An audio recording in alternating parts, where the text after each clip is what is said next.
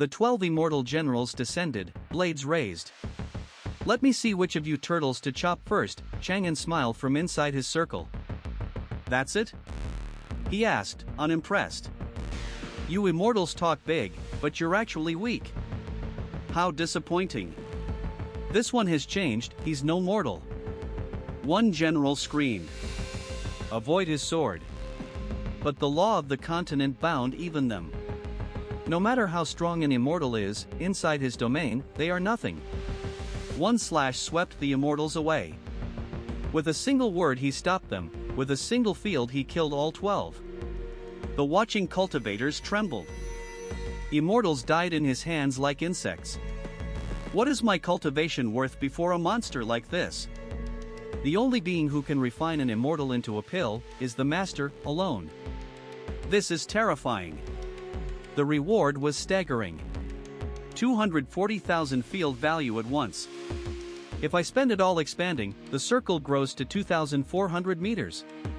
Then the system offered version 4.0, but with a condition.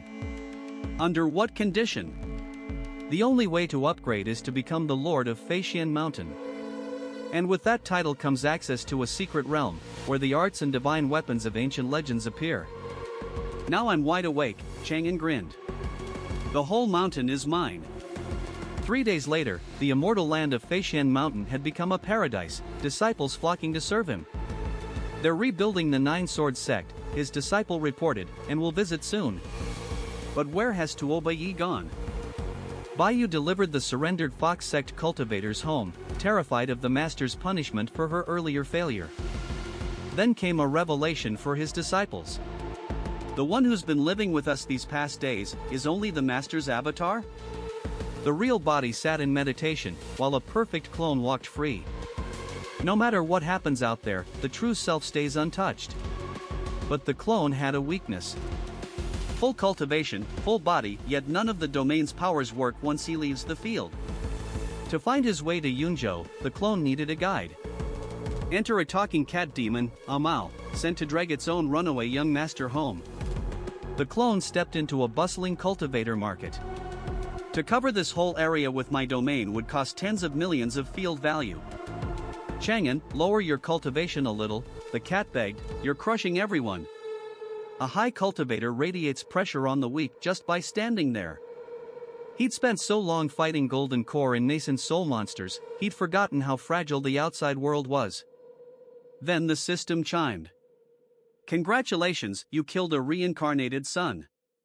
Bonus reward granted. A new discovery. The host may now expand the Invincible domain remotely, using field value from anywhere. No more crouching on a mountain waiting for monsters. I found a whole new way to farm field value, as expected of me. I'm bound for Yunzhou, the clone told the cat. Help me board that flying boat. An enemy grew paranoid. Something's wrong, this is too smooth. Could it be one of Chang'an's tricks? I know he's hiding in the dark. Call him out, or I'll eat this little demon in one bite. I'd rather die than betray the senior. She screamed. Our Fox sect has already surrendered to him. Then the system flared. A lifebound follower of the host is at risk of death. And the true body opened its eyes.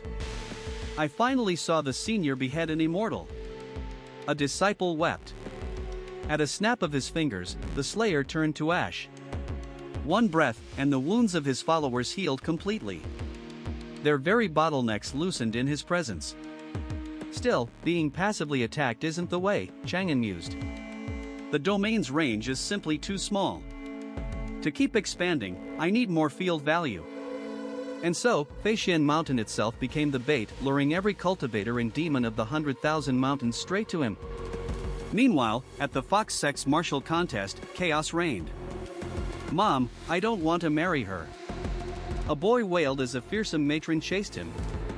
A young disciple named Jiang Xinshu stepped up to fight, and no one gave her a chance. But she won. Congratulations to Jiang Xinshu, victor of the tournament. She would represent the sect at the Great Kyushu event. At the flying boat docks, the clone marveled. The hard currency flying boats of this continent really are something else. Then Jiang Xianchu appeared, flustered. Husband. I heard you're going to Yunzhou.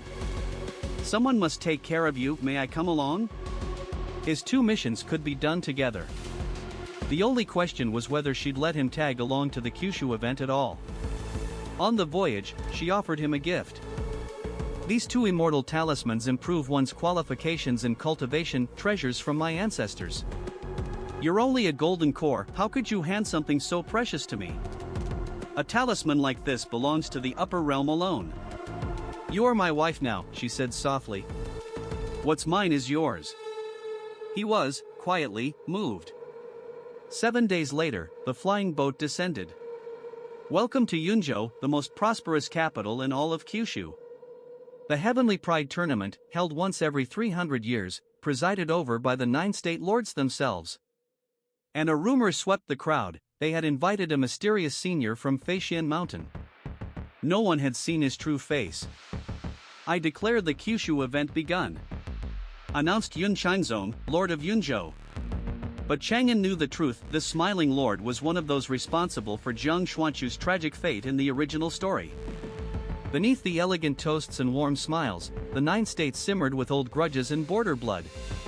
Elsewhere, a con man was cashing in. Using the name of the mysterious senior Chen from Feixian Mountain, I'll swindle a few more fools. But he picked the wrong mark. Your grandpa is here. A brute roared, and the fraud schemes collapsed into a brawl. You pretend to have Senior Chen's hairstyle and call it a secret cultivation method? What a rogue! That night, Jiang Xianchu asked the question that haunted her. Why would they target us? The Jiang family did nothing wrong to them. Everyone acts in their own interest, he answered. A family's rise and fall is just success and failure. If they mean to swallow the Jiang clan, then annex them in turn. Why worry? In his steady arms, she felt something warm and reassuring for the first time in her life. At the finals, the trap sprang. This boy is only a golden core, he can't compete among nascent souls. We suspect you took banned drugs, breaking the rules of the Kyushu event. The state lords will interrogate you.